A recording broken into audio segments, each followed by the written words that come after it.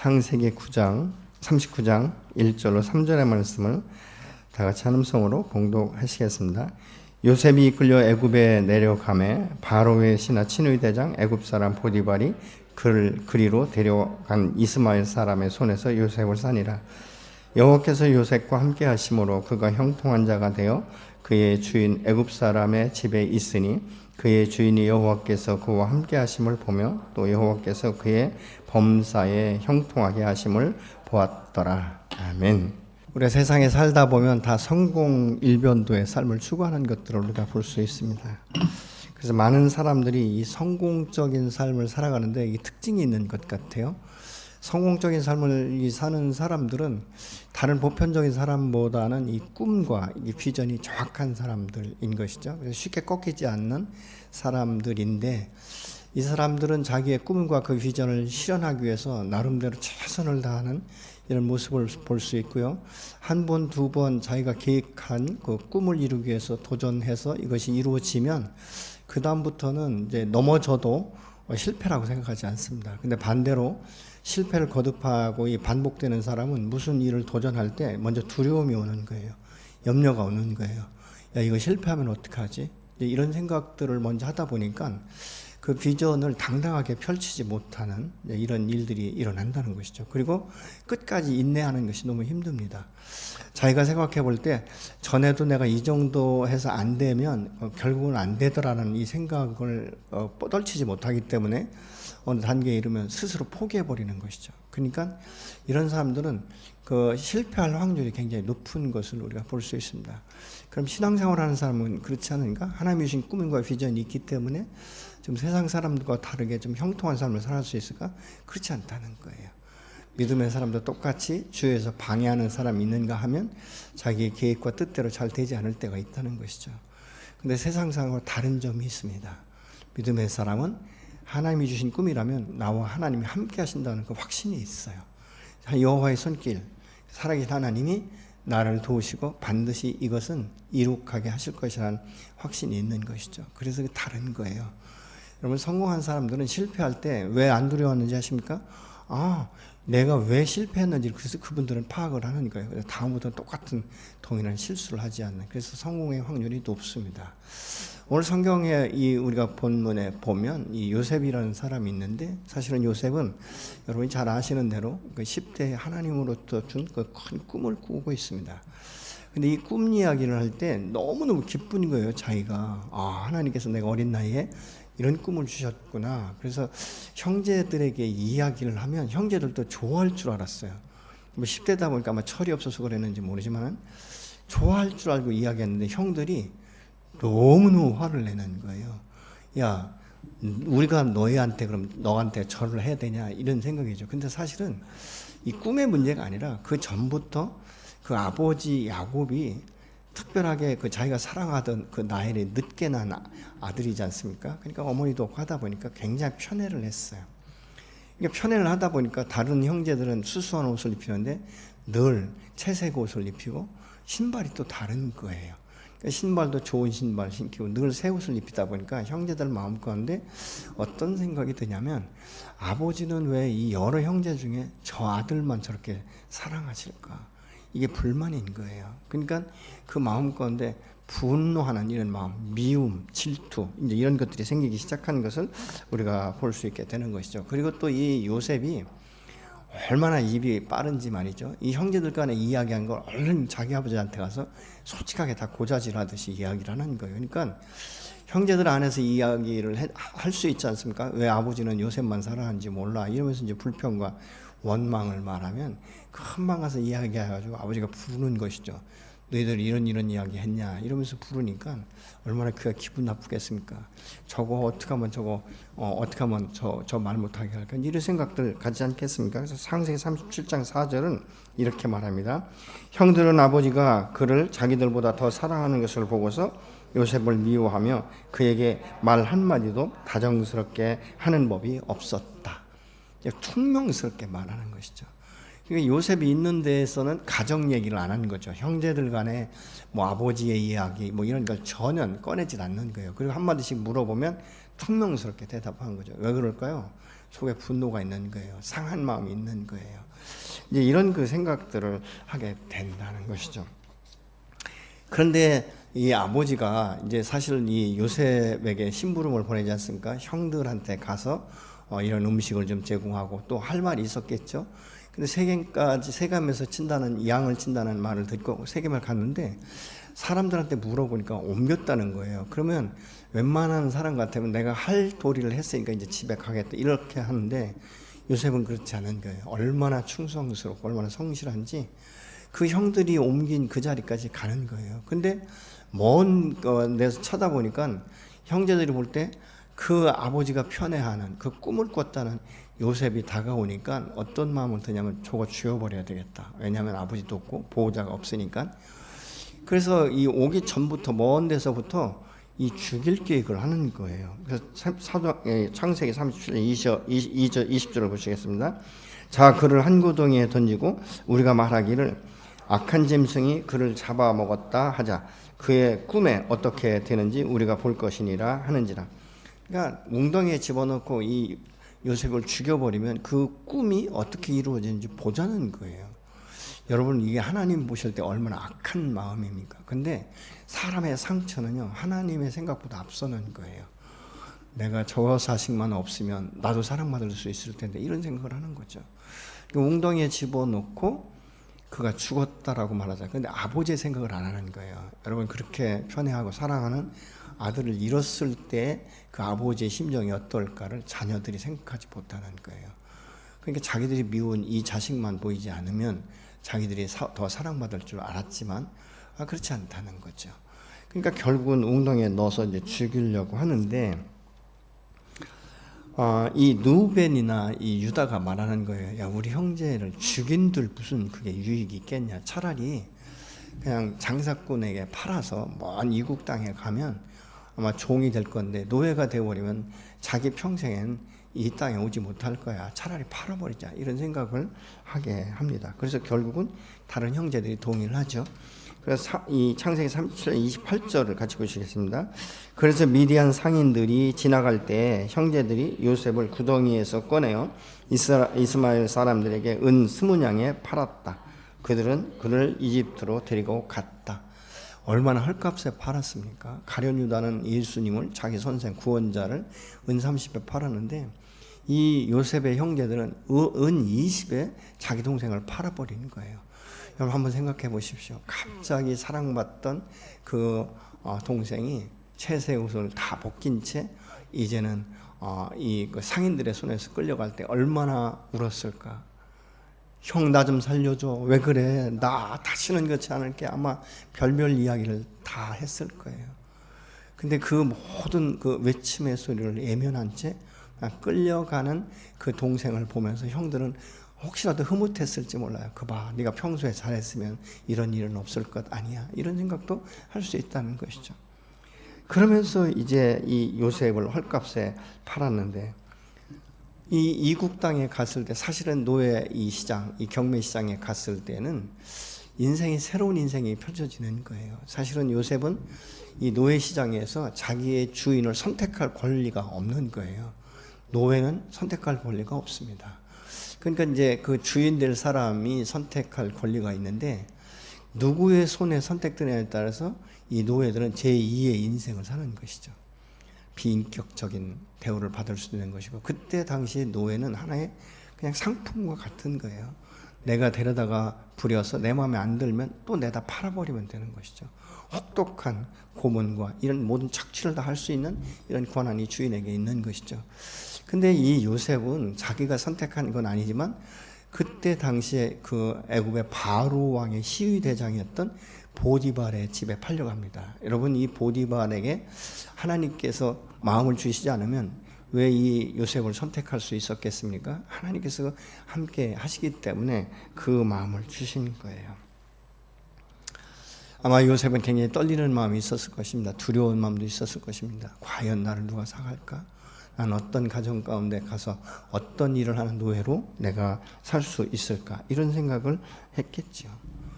근데 참 놀라운 것은요, 요셉의 마음과 형들에 대한 분노하는 마음이 없었다는 거죠. 저주하는 마음이 없었다는 거예요. 그래서 본문 1절에 보니까 요셉이 이끌려 애굽에 내려가서 바로의 그 신하 친위 대장 애굽 사람 보디발이 그를 그리로 데려갔다. 이스마엘의 손에서 그를 사갔다는 거예요. 여러분, 우리가 생각해 볼 때 바로의 신하 친위 대장의 집으로 이 옮겨 놓으신 분이 바로 누군가? 하나님이라는 것이죠. 왜요? 하나님께서는 이 요셉에게 꿈을 주셨고 그 미래에 대해서 생각을 하고 계획을 하셨던 것이죠. 그럼 왜 하나님께서 이런 비참한 일을 주셨을까?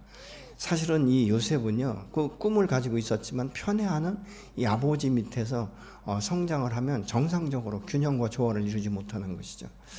아버지를 너무 많이 기억을 했을 거예요. 또 형들의 손에서 언제 어떻게 될지 모르기 때문에 하나님께서 분리시킨 거예요. 인간적으로는 그럴 수 없는 형편이지만 분리를 시킨 거죠. 자, 그러면 사랑하는 아버지로부터 보호받지 못하고 미워하는 형들로부터, 시기하고 질투하는 형들로부터 분리됐을 때 요셉은 무엇을 바라봤을까? 여러분, 자기를 바라봤으면 낭망하고 낙심할 거예요. 죽을 수밖에 없었을 것이에요. 근데 요셉은 그때 하나님만 바라보기로 결정을 합니다. 오직 여호와께서 나의 피난처가 되시고 나의 인도자가 되신다. 이 확신이 이 요셉에게는 있었어요. 그러니까 사나 죽으나 하나님만을 바라볼 수밖에 없는, 그래서 하나님이 함께 하시면 이런 그 마음과 믿음을 가질 수 있었던 것이죠. 그래서 2절에 보니까 여호와께서 요셉과 함께 하심으로 그가 형통한 자가 되어서 그의 주인 애굽 사람의 집에 있다 이런데, 형통하다 이 말은 원어상으로 보면 앞으로 나아가다, 성공하다 이런 의미를 가지고 있어요. 하나님이 함께 하시면 성공케 되는 줄로 믿으시기 바랍니다. 하나님이 함께 하시고 돌보시고 인도하시기 때문에 성공할 수 있는 거예요. 여러분, 믿음의 사람은 그렇기 때문에 언제 어디서나 내가 하나님의 사람이라는 것을 인정할 줄 알아야 돼요. 여러분 직장이나 여러분의 사업체나 여러분이 누구를 만났는지 나는 예수 믿는 사람입니다 라는 것들을 정확하게 말할 수 있어야 돼요. 그래야 사실은 보호받을 수 있어요. 근데 믿음이 연약할 때, 제가 직장 생활을 할 때 보니까 많은 사람들이 자기가 하나님의 사람이라는 것을 감춰버리는 거예요. 왜 그런가 봤더니 불이익을 당할까 봐. 근데 말로는 이렇게 말해요. 내가 실수를 한다든가 잘못하면 너는 예수 믿는 사람이 그따위로 행동하냐 이런 말을 들을까 봐, 하나님의 영광을 가릴까 봐라고 얘기하는 사람도 더러 있더라고요. 근데 여러분, 하나님의 영광을 가리기 위해서 그건 자기의 합리화예요. 제가 볼 때는 예수 믿는 사람이다라는 것을 정확하게 밝힐 수 있어야 돼요. 박효진 장로가 교도소 사역을 하지 않았습니까? 근데 그분이 하나님을 만난 지가 그렇게 오래되지는 않았어요. 그러니까 그분은 과거에는 뭐 주초 문제를 해결하지 않았습니다. 그냥 덩달아 신앙생활 하다. 근데 어느 날 하나님을 정말 인격적으로 만난 후에 그가 회식 자리에서 술을 권면할 때 딱 술을 거절합니다. 나는 예수를 믿기 때문에 내 마음 가운데 주인이신 그 주님 안에서 내가 술을 먹을 수 없습니다. 그랬더니 그때 당시에 자기의 손이, 그 과장이 눈을 흘기면서 쳐다보는데 너 두고 보자 이렇게 하는 것 같더래요. 근데 왜 그랬냐면 그 교도소 소장이 따라주는 술을 거부한 거예요. 그 전까지는 다 받아먹고 다 그렇게 하던 사람이 하루아침에 딱 거절을 해버리니까 너 그 권위자 앞에서 나를 망신 줬다, 이런 상급자가 그런 생각을 하는 거예요. 잘못된 생각이죠. 그래도 그분은 꿋꿋하게 그 뒤로도 지속적으로 나는 예수 믿는 사람입니다 라는 것을 밝혔다는 거예요.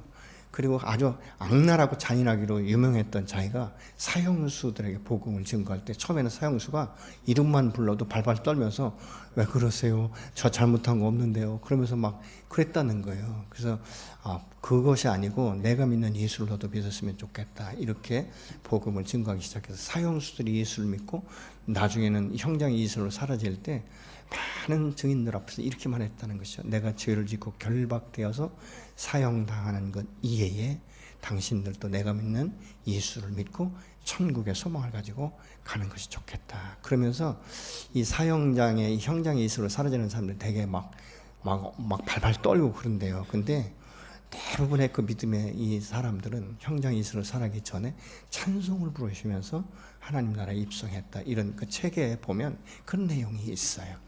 여러분, 예수 믿는 것이 부끄럽습니까? 내가 하나님의 자녀인 것이 부끄럽습니까? 얼마나 자랑스럽습니까? 나 같은 죄인이 예수 믿고 거듭나서 하나님을 아버지라고 부를 수 있는 하나님의 자녀의 그 신분과 권위를 회복한 것이 얼마나 감사한지. 여러분 이거 돈 주고 살 수 있는 것 아니지 않습니까? 권력으로 살 수도 없는 거예요. 여러분 믿음의 사람은 이런 장부 같은 담대함이 있어야 될 줄로 믿습니다. 여러분 다니엘 같은 경우는 어린 나이에 포로로 잡혀갔지만 왕의 진미상에서 나오는 그 진미 음식을 먹지 아니하고 채식을 먹을 수 있도록 나를 테스트해달라고 말하지 않습니까? 근데 그가 노년엔 어떻게 말을 합니까?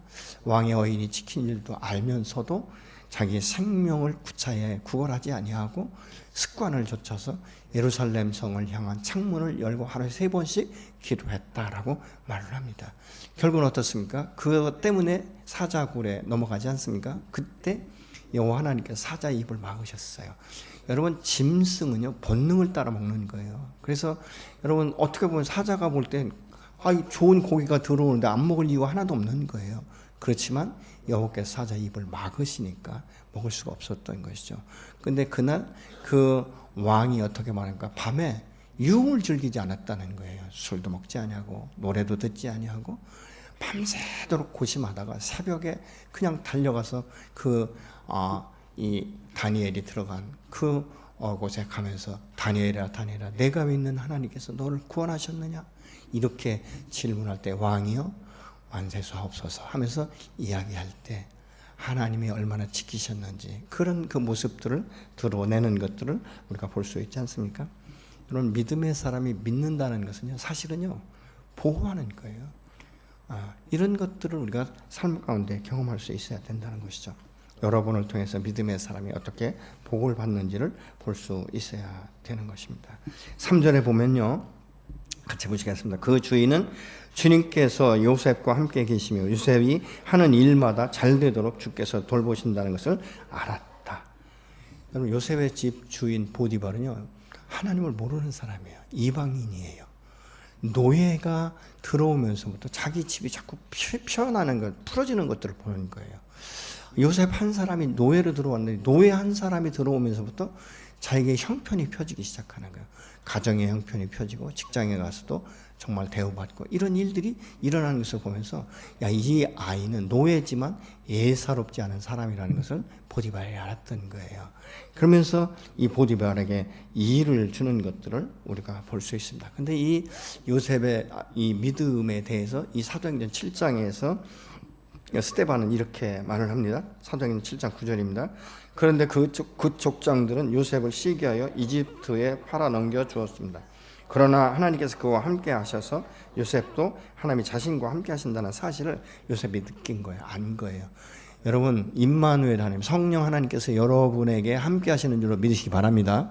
여러분이 먼저 이걸 느끼셔야 돼요. 이걸 내가 믿어야 다른 사람에게 내 안에 성령이 역사한다. 그분이 나의 주인이라는 것을 인정할 수 있게 되는 줄로 믿으시기 바랍니다. 그래서 요셉은 여호와께서 함께 하시는 것을 알았어요. 알았기 때문에 삶의 중심이 사람이 아니었어요. 하나님 중심으로 산 거예요. 그러니까 나중에 이 보디발의 부인이 유혹할 때 요셉이 어떻게 말하죠? 내가 하나님 앞에 범죄할 수 없다. 이렇게 말하는 거예요. 여러분 세상 사람들은요 주인 중심으로 살아가요. 그냥 오너 중심으로 살아간다고요. 어떤 대기업의 그 직원들도 모두 오너 중심으로 돌아가요. 오너가 어떻게 말하니까 그 오너의 마음을 맞추려고 하는데 믿음의 사람은요 하나님 중심으로 맞춰야 될 줄로 믿으시기 바랍니다. 그래서 하나님께서 이 요셉을 함께 하시면서 세워나가기 시작하는 거예요. 4절 같이 보시겠습니다. 주인은 요셉이 눈에 들어서 그를 신부로 삼고 집안일과 재산을 모두 요셉에게 맡겨 관리하게 하였다. 보디발은요 종이면서 이방인인 요셉이 자기 집에 들어오면서부터 이 변화를 느끼면서 맡기기 시작하는 거예요. 어떻게 해요? 자기 신복으로 삼는다라고 말하잖아요. 여러분 이 세상 사람들은 밑에 사람을 세울 때 신실한 사람을 세우기 위해서 때로는 일부러 테스트하는 경우가 있어요. 왜 그럴까 이해가 되지 않는데 나중에 지나고 보면 그게 테스트였다는 것을 우리가 이 세상 가운데서 알게 되는 것들을 보지 않습니까? 집안 일을 자꾸 맡기기 시작하는 거예요. 하나님의 사람은 하나님 안에서 충성되어야 할 때 그에게 새로운 일들을 계속적으로 맡기시는 하나님이신 줄로 믿으시기 바랍니다. 그래서 이 요셉의 입장에서는요 주인에게 감사함으로 더 할 수 있는, 더 인정받을 수 있는 이 삶을 살 수 있다는 것이죠. 사람은요 우리가 신뢰하는 것 같지만 신뢰하기가 너무 어려운 게 인간이에요. 감정의 기복이 너무 많고요. 자기 중심적으로 돌아가기 때문에 지금은 좋을 때는 한량없이 좋은데 탁탁 틀어지고 나면 얼마나 그냥 매섭게 딱 그냥 칼로 무자르듯이 딱 잘라버리는, 이것이 세상 사람들의 기본적인 것들을 우리가 보고 있지 않습니까? 그럼에도 불구하고 요셉이 복인의 삶을 살게 된 것은 하나님 함께 하시면서 그가 하는 일마다 때마다 축복하시는 거예요. 여러분, 여러분이 하나님과 함께 동행하고 풍성한 삶을 살아갈 때 여러분 주변 사람들이 보고 느낄 수 있어야 돼요. 저 사람 교회 다니면서 신앙생활 하더니 말하는 것이나 태도하는 것이나 저가 사업하는 것이나 저가 하는 일마다 굉장히 좀 우리와 다른 것 같아. 저 사람도 나하고 똑같은 것 같은데 왠지 저 사람이 하는 일마다 성공적인 삶을 살아가는 것들을 보게 되는 거예요. 그러면 어떻게 되겠습니까? 닮고 싶지 않겠습니까?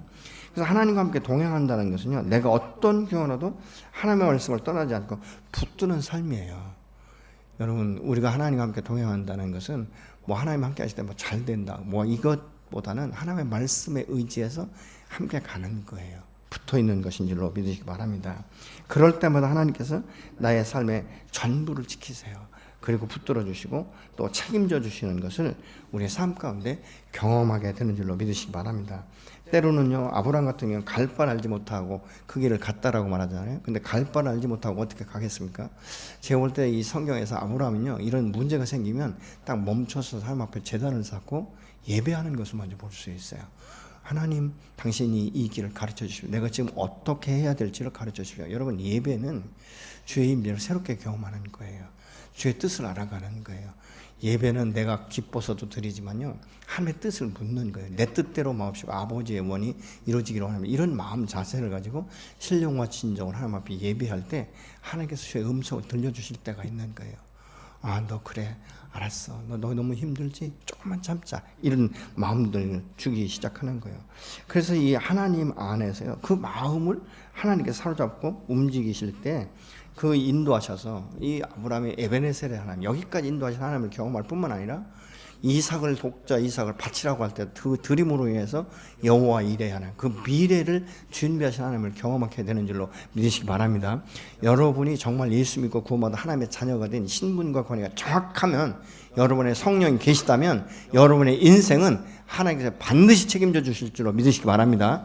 그렇기 때문에 여러분 힘과 능으로만 하려고 하지 마시고 내게 능력 주시는 성령 하나님과 함께 동행하는 여러분이 되시기를 예수님으로 축복합니다. 여러분, 노예 시장에 나온 사람 중에 누구도 그 주인을 선택할 권리는 아무도 없습니다. 근데 그 하나님께서 그 많은 사람 가운데 이 보디발의 집에 보냈다는 것이 무엇입니까? 그러니까 그곳 가운데 이 들어보면서 이방인인데 노예를 어떻게 신뢰하고 자기 재산을 맡길 수 있는가? 여러분 같으면 맡길 수 있겠습니까? 제가 볼 때는 이 그 보디발의 집에 요셉 한 사람만 노예가 아닐 거예요. 선임자도 분명히 있을 거예요. 선임자를 제끼고 이 후에 들어온 요셉을 세울 때 그 사람들이 시기 질투가 없었겠습니까? 저건 들어온 지가 얼마 되지 않는데 어떻게 주인에게 얼마나 알랑댔으면 저 위치를 줬을까? 이런 생각하지 않겠습니까? 주인에게 수없는 고자질도 할 수 있는 거예요. 요셉의 단점, 요셉의 잘못한 점. 근데 그럼에도 불구하고 주인은 요셉을 인정했다는 거예요. 그의 평소의 삶을 바라보았다는 것을 우리가 알 수 있게 되는 것이죠. 여러분, 믿음의 사람은 아무리 큰 꿈이 있고 비전이 있다 할지라도 그 꿈에 얽매이면 안 되는 거예요. 이 요셉은요, 자기가 꿈이 분명히 있었거든요. 그런데 자기가 내가 이런 꿈을 가졌는데 이게 노예로 내가 살 수 없다, 이러면 발버둥치지 않았다는 거예요. 하나님 앞에 몸부림면서 하나님 꿈 주신 때는 언제고 나를 이렇게 노예로 완전히 그냥 어떻게 이렇게 나를 나락 가운데 빠지게 할 수 있습니까? 이런 항변도 하지 않았다는 거예요. 여러분, 믿음의 사람은 내 형편과 처지가 어찌하든지 어떻게 변화되든지 그것 가운데서 충성스럽게 최선을 다할 때, 성실하게 일할 때 하나님께서 그를 인정하시는 것처럼 그 사람들로부터 인정받고 그를 세워 나가기 시작하는 줄로 믿으시기 바랍니다. 요셉을 이렇게 낮은 자리에 놓은 것은요, 요셉 안에 교만을 다 뽑아낸 거예요. 여러분, 요셉이 나중에 총리 대신이 되었어도 자기의 그 지위와 이 권력을 남용하는 일이 없어요. 또 한 가지는 요셉은 애굽에 갔을 때요, 자기가 어떤 위치에 있든 자기 꿈에 대해서 이야기한 적이 없습니다. 자기가 너무 좋아서 형제들에게 이야기했다가 그 꿈의 이야기로 인해서 자기가 어떻게 된지를 알기 때문에 세상 사람들의 꿈에 대해서 이야기하지 않습니다. 그러나 요셉의 마음과는 꿈을 한 번도 잊어버린 적이 없습니다. 꿈을 포기한 적이 없는 거예요.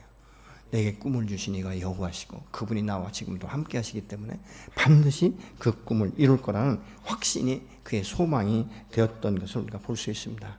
그래서 그가 보디발의 집에서 또 하루아침에 그냥 감옥으로 확 이렇게 전락하는데, 감옥에서조차도 하나님 왜 그러세요? 왜 자꾸만 나를 이렇게 궁지로 몰아가세요? 라고 하지 않았다는 것이죠. 얼마나 자기 맡은 일에 성실했으면, 여러분 이 감옥의 간수장이 모든 전권을 어떻습니까? 요셉에게 맡기지 않습니까? 이런 그 모습들을 우리가 보면 요셉이 얼마나 평소에 성실했는가, 이런 것들을 우리가 알 수 있다는 것이죠. 여러분, 하나님께서 우리가 꿈도 주시지만 그 꿈을 이루시기까지는 훈련을 시키시는 줄로 믿습니다. 요셉이 노예가 되어서 자신을 낮추면서 겸손을 배우기 시작하는 거예요. 여러분, 믿음의 사람은 겸손할 수 있어야 돼요. 다른 사람이 참 저 사람은 얼마나 저렇게 겸손한지, 어떻게 저렇게 그것을 다 감당하는지, 이런 그 생각들을 할 수 있게 만들어 궁금증을 유발시켜야 될 필요가 있는 것입니다. 그래서 이 요셉의 성실함을 통해서 하나님 앞에 점진적으로 그를 세워나가기 시작하는 거예요. 5절 보시겠습니다.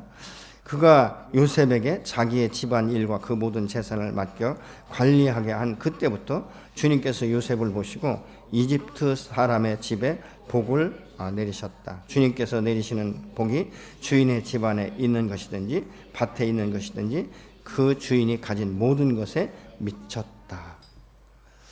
요셉이 들어오면서 가정이 평안하고 가정이 부유하게 될 뿐만 아니라 밭에 있는 소산도 풍성케 했다라고 지금 말씀하고 있지 않습니까? 여러분, 사람이요, 집안이 안정감이 있고 평안해야 밖에 나가서 안정된 마음을 갖게 되는 줄로 믿습니다. 집안이 시끄러우면요, 밖에 나가서 일할 때 자꾸 그게 문제가 되는 거예요. 자꾸 묵상이 되는 거예요. 어떻게 할까? 늘 그런 걱정을 하다 보니까 직장에 가서 활력 있게 일을 추진을 못하는 거예요.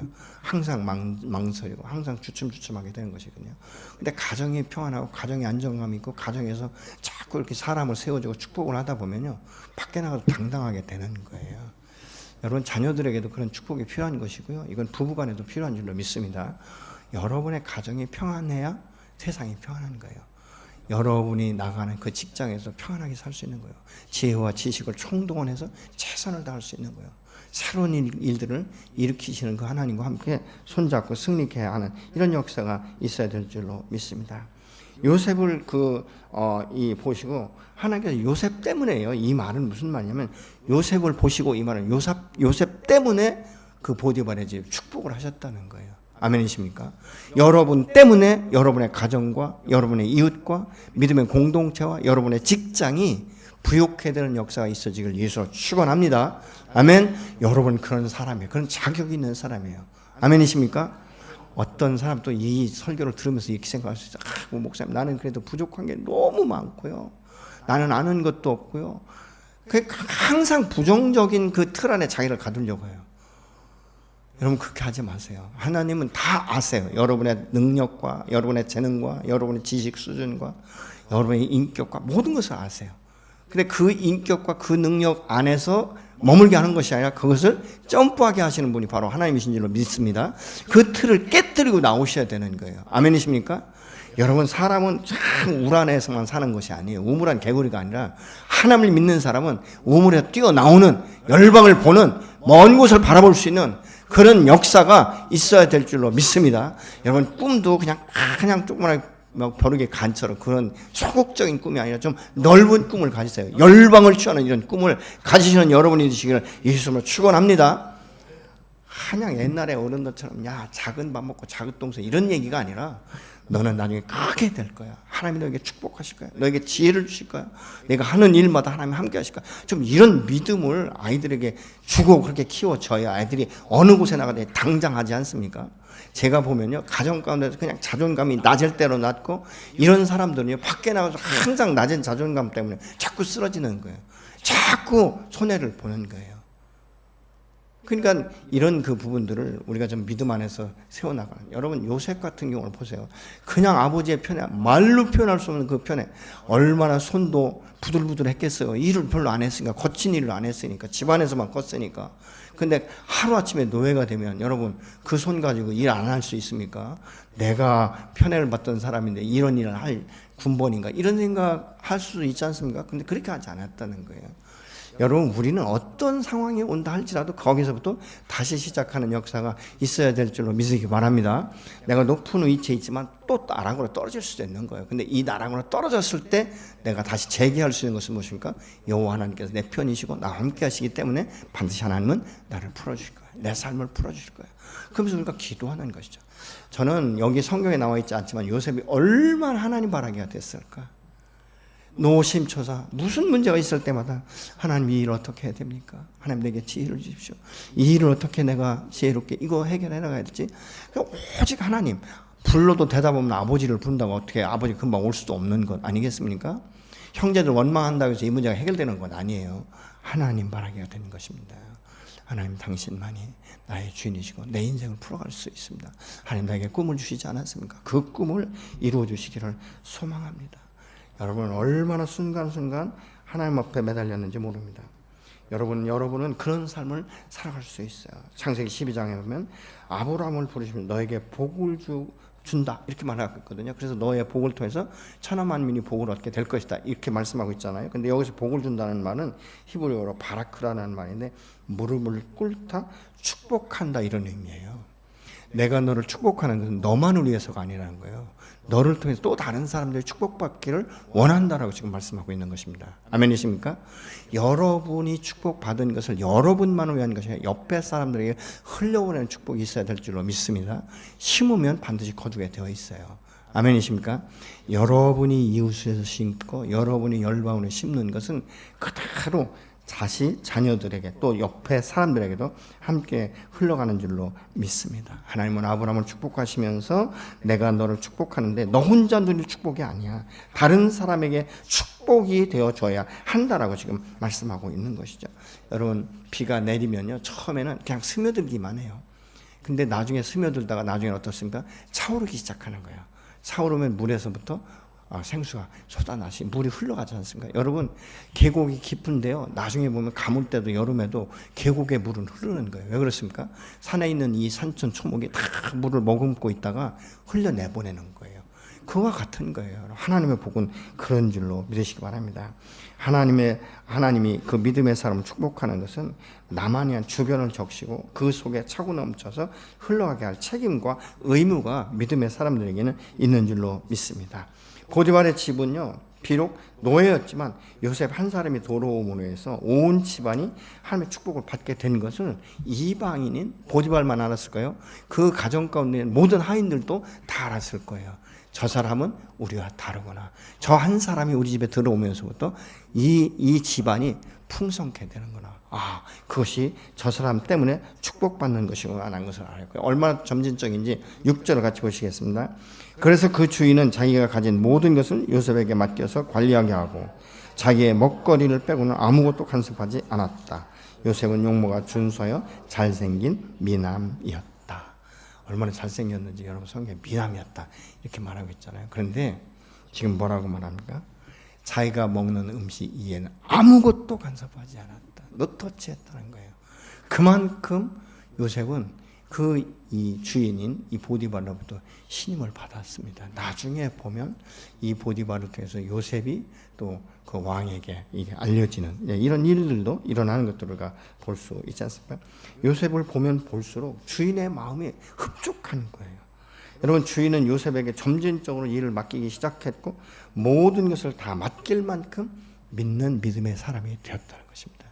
저는 여러분이 있는 그곳에서 그런 축복이 있어지기를 예수로 축원합니다. 저 사람은 아무도 간섭하지 않아도 자기가 알아서 해. 자기 일 정확하게 하고 남들을 도와주고 솔선수범하고 그 마음이 정직하고 청결하고 참 이런 어떤 잔머리 굴리지 않는 이런 사람으로 인정받을 때 여러분의 직장 상사들은요 다 보고 있어요. 얼마나 잘 보고 있는지 모릅니다. 다 듣고 보고 해요. 다만 말을 안 할 뿐이죠. 근데 나중에 상사가 누가 예를 들어 승진 케이스가 될 때 누구를 추천할 것 같습니까? 뺀질뺀질하고 잔머리 굴리는 사람 하겠습니까? 성실한 사람, 신실한 사람, 그리고 자기 일에 대해서 최선을 다하는 사람을 추천하지 않겠습니까? 저는 여러분의 직장에서 그런 사람이 되시기를 예수님으로 축복합니다. 요셉은 굉장히 온유했어요. 마음이 온유했어요. 그리고 참 지혜로웠어요. 그러니까 나중에 다시 제가 설교할 수 할지 모르지만은 여러분 애굽의 이 최고의 총리가 됐을 때도 풍년과 흉년을 정확하게 구분하고 이 풍년의 때 그 흉년에 먹을 곡식을 그냥 그 들판에 그 창고처럼 해놓고 채우는 것을 우리가 볼 수 있지 않습니까? 풍년이 들었다고 먹고 마시고 즐기자 이런 것이 아니에요. 딱 그 모든 것들을 절제하고 비축하는 이런 그 지혜도 그가 있는 것을 볼 수 있지 않습니까? 나중에 하나님께서 그 요셉을 얼마나 귀하게 쓰시는지 그 왕들의 꿈도 해석하는, 해몽하는 이런 일까지도 감당하게 되는 것을 우리가 볼 수 있게 되는 것이죠. 요셉이 이런 삶을 어떻게 살 수 있었는가? 하나님 앞에 직면한 거예요.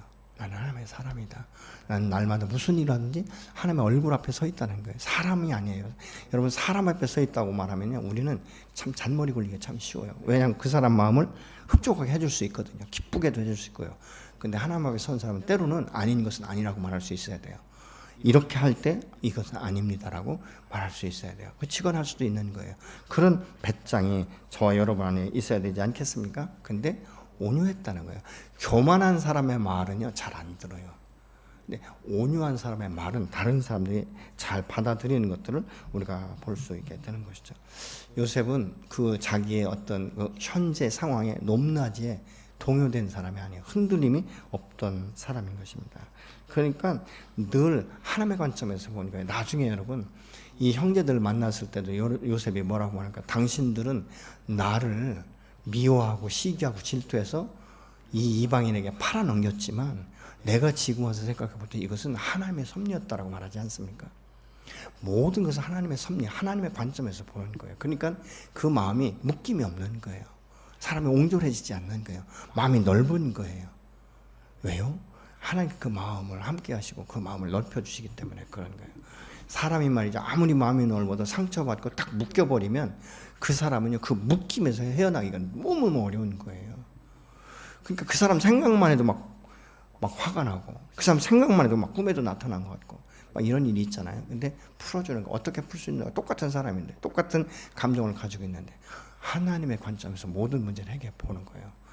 이때 하나님은 어떤 마음을 가지셨을까? 하나님이 어떻게 행하셨을까? 그리고 하나님 앞에 기도하는 거죠. 하나님, 내가 너무 고통스럽습니다. 너무 괴롭습니다. 이 문제를 당신께서 해결해 주십시오. 하나님 앞에 위탁하는 거예요.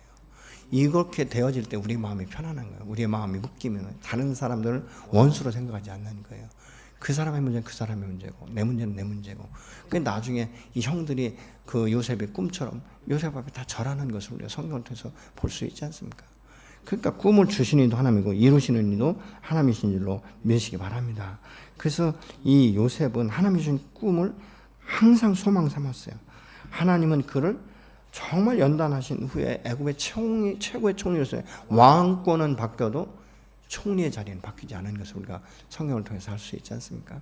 저는 여러분이 그런 삶이 되었으면 좋겠어요. 올 한 해 동안 여러분의 삶을 하나님과 함께 동행하시면서 하나님이 여러분의 지경을 넓히시고 또 계속적으로 축복하셔서 여러분 주변의 사람들의 영혼을 역시고 물질로도 그 사람을 섬길 수 있으면 최대한 섬기고, 그래서 여러분 주변의 사람들이 너로 인하여서 우리가 이런 축복을 받는다. 너로 인해서 내가 이런 그 넉넉함을 내가 유지할 수 있다. 이런 그 마음의 고백이 있어지는 한 해가 되시기를 예수님으로 축원합니다. 그래서 이번 한 해는 여러분의 삶이 계속 한 걸음씩이라도 점프하는, 도약하는 이 한 해가 되시기를 예수님으로 축복하고 기도합니다.